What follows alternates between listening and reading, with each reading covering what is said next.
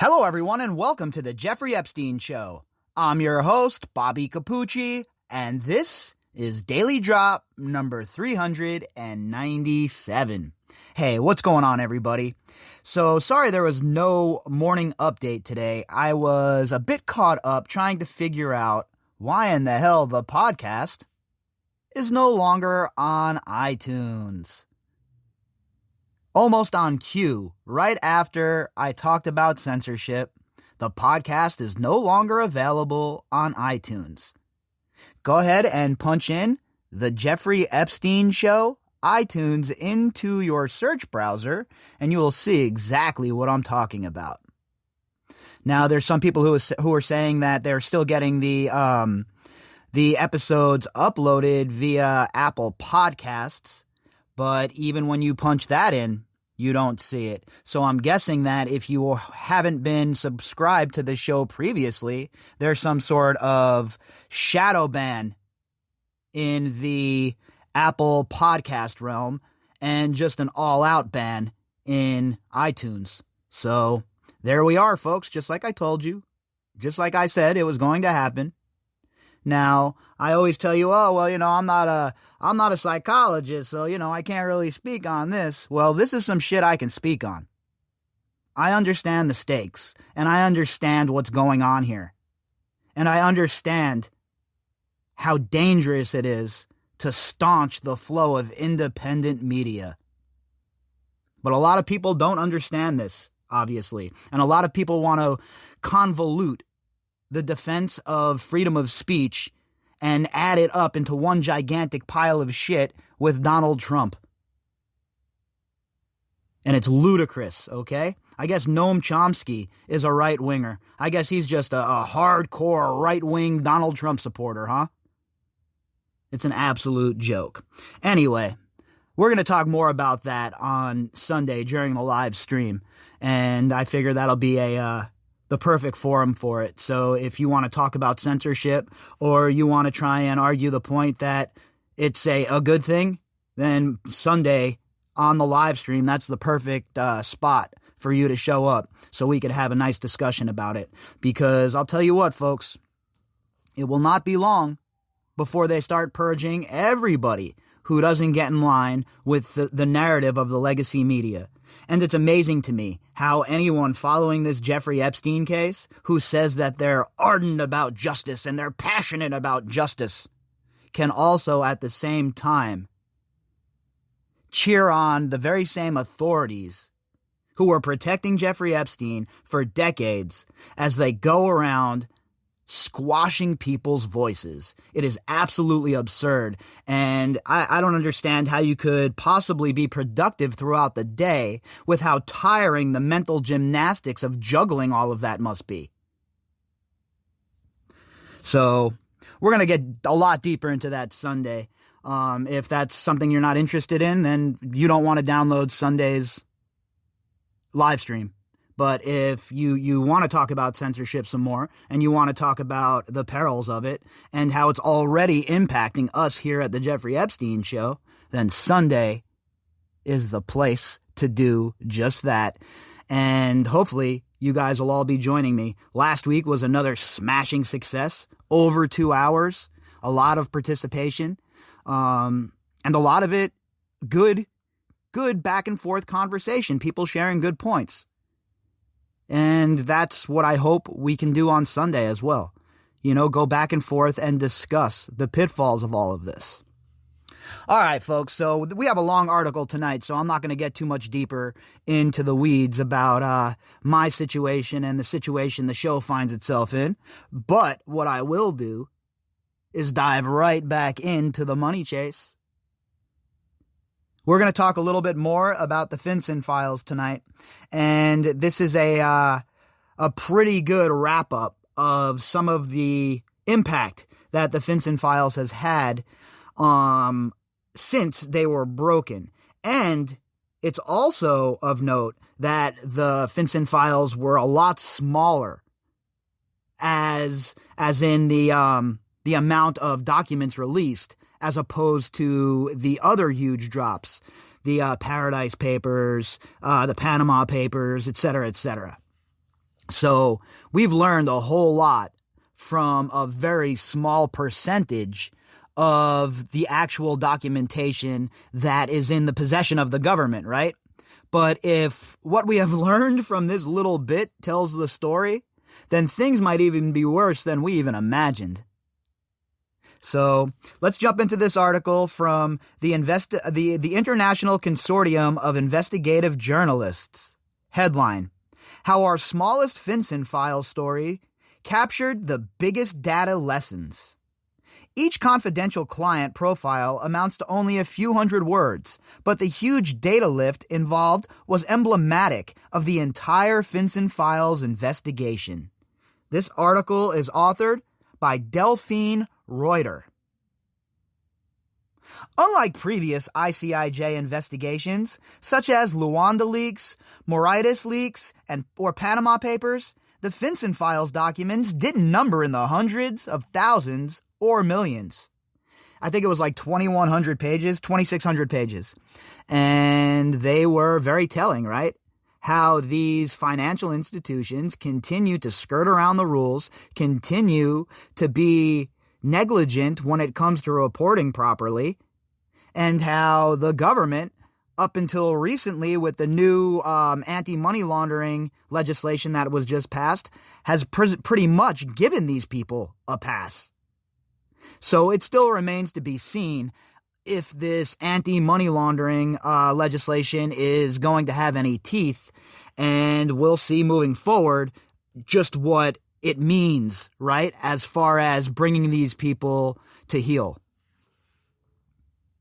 In fact, the entire investigation was based primarily on a cache of just over 2,600 documents that BuzzFeed News shared with the International Consortium of Investigative Journalists and 108 media partners, including more than 2,100 suspicious activity reports, several hundred spreadsheets, a few dozen Word documents, and emails. Now, how much longer before the ICIJ finds themselves in a spot where they're being censored as well, or where they find themselves deplatformed because they're sharing quote-unquote hacked data? Isn't that one of the new terms of service over there at the old swamp we call Twitter? I'm pretty sure it is. So, again, I ask you, do you want a free media, or do you want the packaged bullshit that the legacy media has been pumping down your throats and gaslighting you with for years? You're going to have to make a choice. It's going to be up to you. In the long run, it's going to be up to you. You're the consumer. You're the one that's consuming this content either here or elsewhere, and you're going to have to make the choice. But don't let the size of the leak fool you. It took months of deliberate, meticulous data work and diligent reporting to eke out some of the investigation's big stories and findings, like analyzing the more than $2 trillion in suspicious transactions flagged by U.S. banks, or identifying the networks of shell companies used to launder potentially dirty money. And we have went through pretty much all of these stories. Everything that the FinCen Files has produced, we have pretty much covered, if it has related even in the smallest way to the overarching of our case, the Jeffrey Epstein case. And what we have found is chilling and disturbing. And it goes a long way to confirm a lot of our beliefs about what was going on behind the scenes, with the money laundering, with the douchebaggery in the world of financials.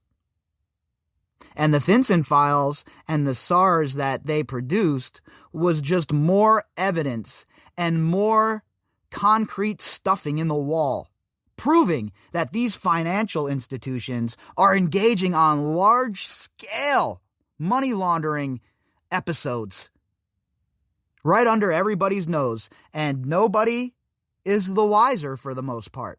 The people that are in the know, the people who are hip to it, are taking part in it, or they're enriching themselves in some way. With any data journalism project, it's important to put a human face to the figures.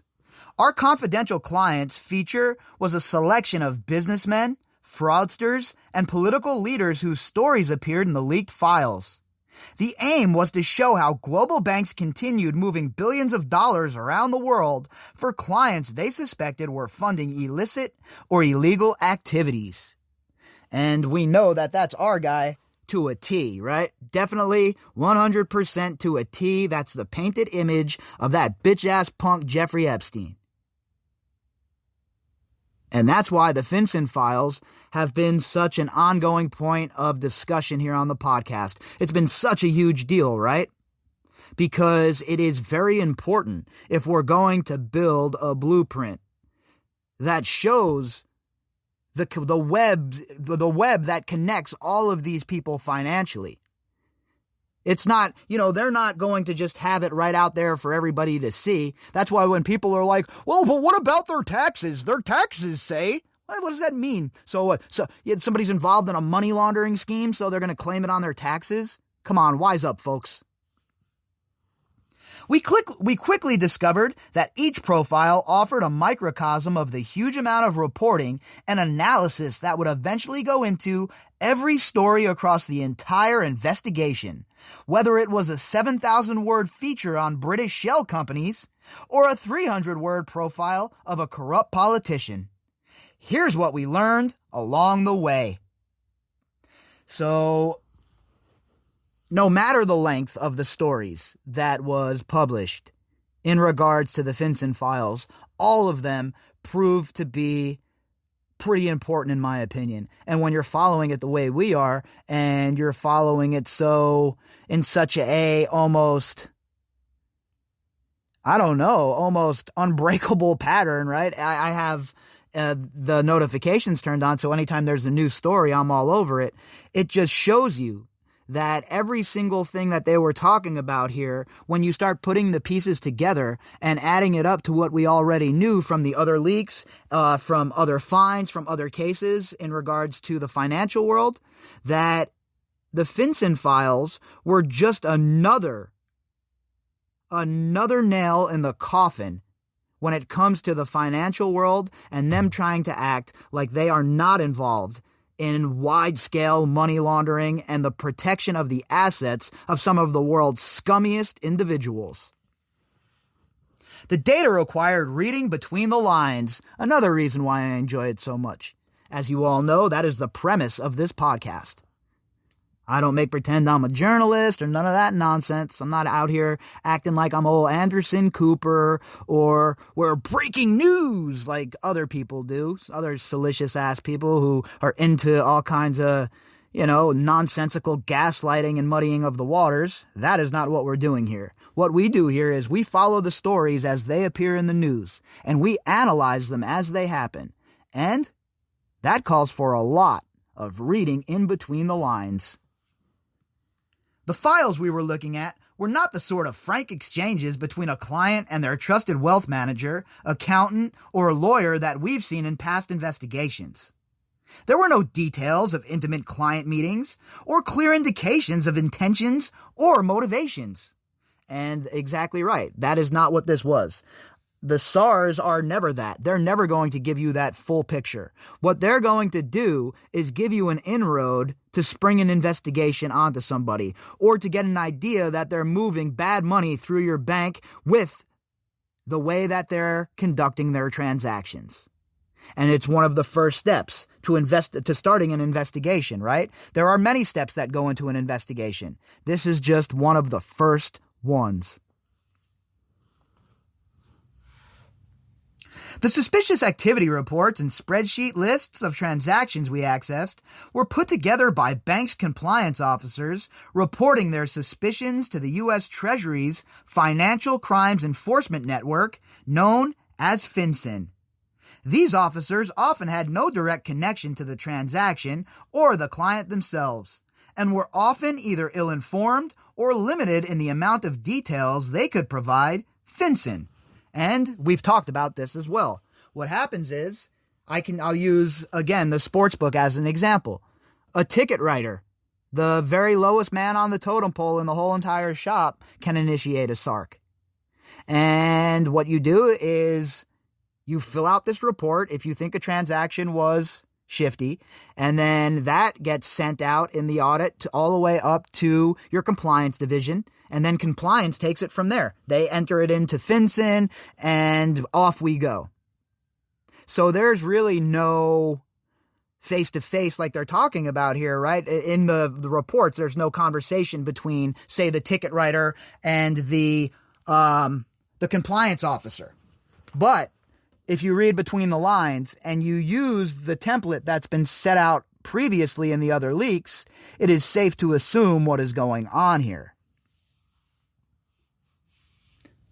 The data we had was also quite patchwork. Most of the files were unstructured narratives outlining officers' suspicions, written into documents from which we could extract some details about transactions. On occasion, we had access to transactional data in spreadsheets. Those files gave us very detailed information from the point of view of the filing bank. Some came in the FinCen files with the corresponding reports. But there is no mandatory format for the transactional data to be filed. Each bank had chosen its own way of presenting the transactional information. Only 46 of these spreadsheets came with contextual narrative files attached. So there's no market standard here, right? Each one of these shops or these banks or these casinos, they all have their own way of dealing with these SARs and filing them and covering them and making sure that they're put into the database. That has to end. There needs to be a uniformed pattern for all of these SARs to be entered into FinCen. And then there needs to be levels, right? The lowest level, make it, green. And then second level, yellow. And then the third highest level, somebody who is probably engaging in some sort of financial crime, have them colored red. And then when you add it into the FinCen system, if it's someone who's red or somebody who is needing of more attention, it automatically pings an agent or something. Look, I'm not a computer programmer. I'm certainly don't have all of the answers. But if you can put a rocket in a terrorist's window 6,000 miles away from America, I'm pretty sure you guys can figure out a system to alert the financial officers at FinCen when some bad shit's coming their way. As a result, the reports had to be treated with a lot of caution, though they still contained a wealth of useful information to use as a starting point.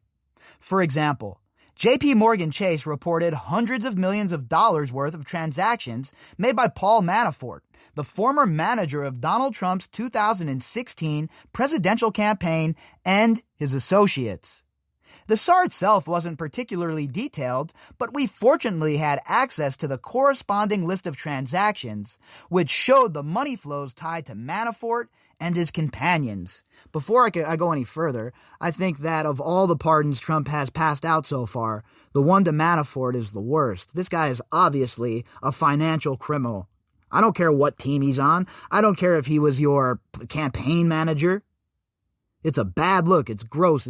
It's disgusting. How about some other people who really deserve pardons? How about some people that were involved in quote-unquote illegal gambling? And now that it's legal across the whole country, how about you throw out some pardons that way, Mr. Trump? For each confidential client profile, we had to assess what information we had, what information we needed to get, and then piece it all together. Boy, that sounds familiar, huh? Almost like what we do here on a daily basis about the Jeffrey Epstein case. Put it all together, catalog it, and then, well, the puzzle starts to form, doesn't it? The data was selective. The FinCen files documents represent less than 0.02% of the more than 12 million suspicious activity reports that financial institutions filed between 2011 and 2017. I started at the sportsbook in 2011, and I was there until 2016. So I'm guessing every single one of the SARs I've ever filed is in that FinCen database, huh? Pretty interesting. I wonder if any of those got caught up in this leak. Probably not. Nothing there as far as interest when it comes to big fish or big game like Paul Manafort. According to BuzzFeed News, some of the records were gathered as part of U.S. congressional investigations into Russian interference in the 2016 U.S. presidential election. Others were put together following requests to FinCen from law enforcement agencies. What we had was but a very small window into the world of a few banks who were selectively picking the information they deemed worthy of being reported to the U.S. government. And again, I think that if we used the color code system that I was talking about here a second ago, that it would stop these folks from having cover, right? If you don't put in someone who is a level 3, say a level 3 suspected offender, and it comes out that that person was engaging in money laundering, then everybody involved in not sending that SAR should be looked into, right? Every single person in management who just let that SAR sit there and didn't do anything with it, they should be held responsible.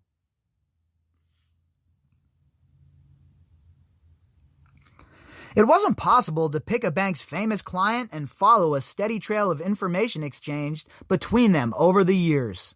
Nor was it possible to carefully build a complete picture of each bank's relationships with their correspondent clients around the world. A few names of individuals and companies popped up quite quickly. Still, it took a lot of heavy lifting to fill in the blanks. And that's how they want it, right? They do it like this specifically so things are shadowy. That's why they use the shell companies. That's why they're using the LLCs. That's why they use the beards. And that's why, ultimately, they love to structure.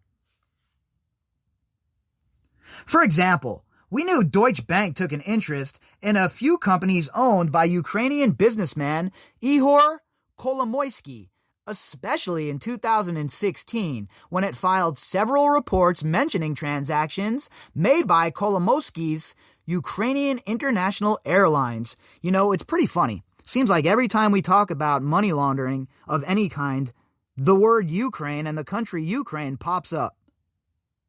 What in the hell is going on over there? And why are our politicians allowing it to occur? Because if you think they're not, you're wrong. How many of them are enriching themselves in the Ukraine? That should probably be a baseline for where we start looking at who the most corrupt sons of bitches are, right?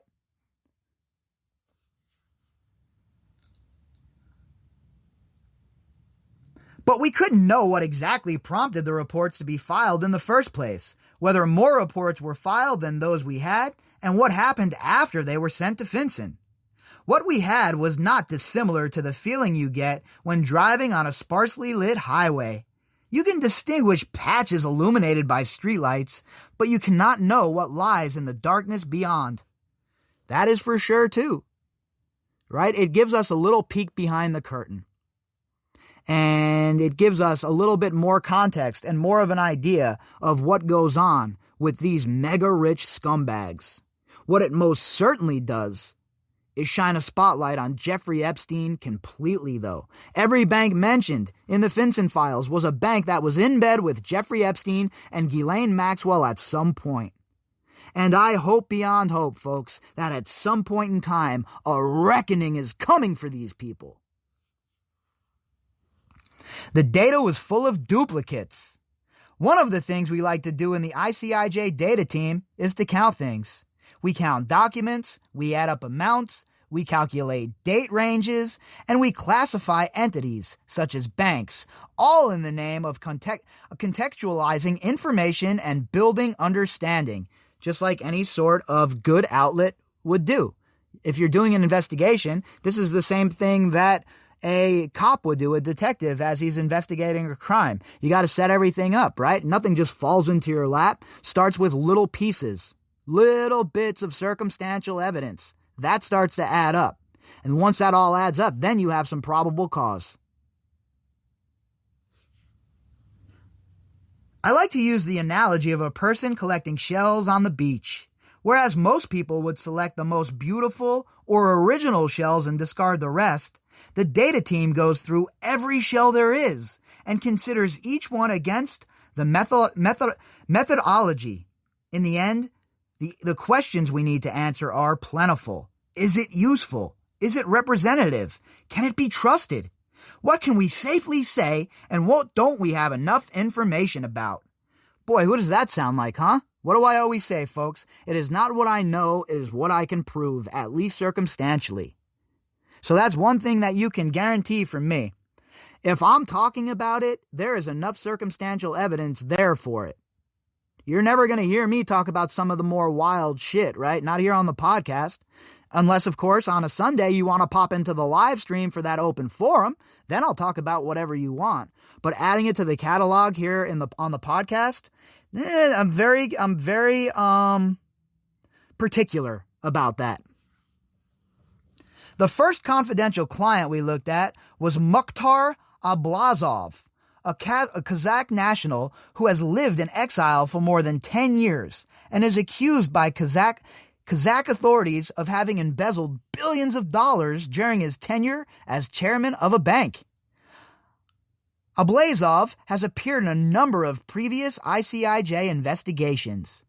In the FinCen files, his companies were mentioned in suspicious activity reports filed by 7 different banks.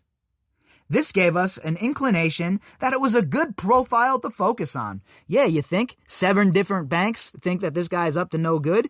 Usually where there's smoke, there's a little bit of fire, right? So I think that that's a pretty good baseline to use to initiate an investigation. In the FinCen files, his companies were mentioned in suspicious activity reports filed by 7 different banks. This gave us an inclination that it was a good profile to focus on. Not only were we able to review the bank's reports, but we also had access to FinCen's own summary reports about Ablazov, which provided additional background information. So they were using their own information that they had previously to cross-check the new information in the SARS. And I can't tell you how many times I do that with the stories that we talk about here. You know, go through them, cross-check them, and see if they all line up. One thing that we run into in the Epstein case, though, is that one outlet will run a story, and then all of the other outlets will piggyback on top of that outlet and run the same story. Pretty lazy journalism, if you ask me. But because the suspicious activity reports came from numerous banks filed over the course of several years, we ran the risk of having multiple banks reporting the same transactions. Different banks can be involved in the same transaction, or a series of transactions can partly intersect with another series reported by another institution. This risk of double counting also existed when banks filed multiple reports and failed to explain what transactions they had included in previous reports. So, again, is that the banks just being lazy, or are they doing that on purpose to make it easier for them to mask these transactions so nobody can follow this stuff? And so it makes it harder for people to put things in place. We had to cross-reference the transaction data from the suspicious activity reports, the transaction spreadsheets, and FinCen's own reports to be able to identify and set aside potentially duplicate records. So in other words, they did a lot of work to get the FinCen files out to us. And again, all of the journalists involved over here at the consortium, they all should be commended. And again, I don't agree with all of their work on all of the other subjects they talk about, but guess what? That's okay. I don't have to agree with everything somebody says or does to respect them or to respect the work that they do. And if you find yourself living in an echo chamber where every single person has to align with every single thing you agree with, that sounds like a you problem. The data needed more data. Because so many of the rich and powerful rely on shell companies, including for legal reasons, it is often very difficult to identify the individuals that ultimately benefit from operating those companies. Hopefully, the new money laundering legislation is going to address this. Now, again, I'm not too confident that it's going to have the teeth needed, but it's a start. It's better than what we had in place, and hopefully the Democrats now, They have the whole show, right? There's no excuse. I don't want to hear any excuses being made for these people if there's no good, strong laws. Just like if they do the right thing and they enact all of these laws and they're strong and they pursue the Epstein folks in a very fast manner, then I'll give them props as well. But, let's not act like things are going to move at such a fast pace now. Because I have my reservations. How many of these newly elected officials, people on 46's cabinet, are involved with the financial sector? Not very hard to find out. Very easy, in fact. How many of them graduated from Harvard?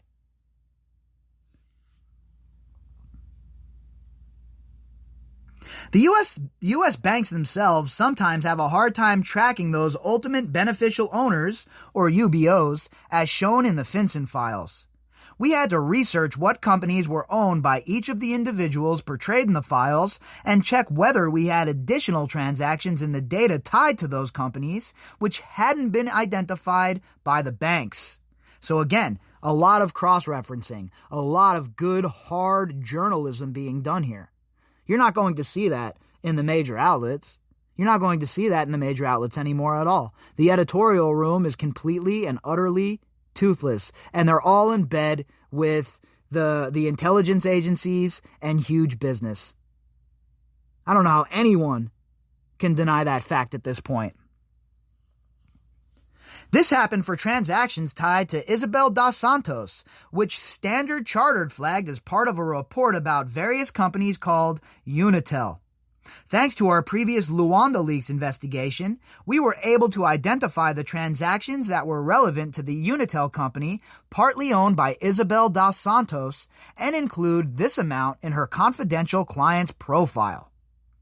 So again, if you're not familiar with all of the leaks that have come before the FinCen files, I urge you to check them all out. The Luanda leaks, the Panama Papers, the Paradise Files, all of it.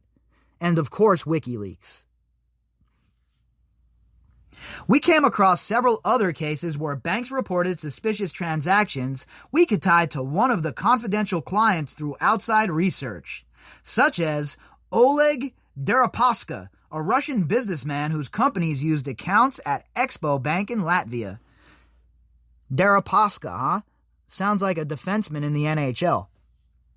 The Bank of New York Mellon reported suspicious transactions to FinCen that included Deripaska companies using the Latvian bank, but the U.S. bank didn't report about Deripaska directly. Of course not.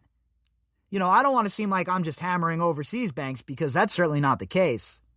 I am certainly of the mind that I need to worry about my backyard, meaning what's going on here in America, before I can really point my finger and try and judge elsewhere. So the banking system here in America needs to be cleaned up, and these sons of bitches that let people like Deripaska run around and do whatever they want need to be held accountable. It's only through contextualizing the documents that the profiles could be built. Thankfully, we could rely on a network of knowledgeable media partners to help with that contextualization, and also on ICIJ's access to previous data leaks. Finally, ICIJ reached out for comment to the individuals, companies, and banks mentioned in the Confidential Clients Interactive, including those that were part of the transactions we chose to visualize with each client. In some cases, their responses helped contextualize and inform our reporting. In all cases, we included their responses alongside their profiles. So there you have it, folks. That's a little behind-the-scenes look into how a real investigative journalism project is done, how real investigative journalists conduct themselves. My question to you is, how much longer does the ICIJ have? How much longer do journalists like these people, these brave journalists who broke this story, have before they are also facing being deplatformed? What, you think the elites are just going to stop with the crazies? Of course not. The power grab is on, folks. And these people, all of these elites that use the banks and use the financial system to launder money, to have operations like Jeffrey Epstein's go on throughout the decades, 4 decades, well, these people are finally on their heels. These people finally are no longer in control of the narrative. And you see how desperate they are to get that control back. If you'd like to contact me, you can do that at bobbycapucci@protonmail.com. That's BOBBYCAPUCCI@protonmail.com. You can also find me on that cesspool we call Twitter at BOBBY_CAPUCCI. All of the links that go with this episode can be found in the description box. And to everybody who has donated to the podcast, thank you folks so much. And if you really want to help the podcast out some more, make sure you are sharing it with all of your friends. All right, everybody, I will be back tomorrow, maybe a little bit later than usual, but there will be a morning update. And we'll pick it back up where we left off.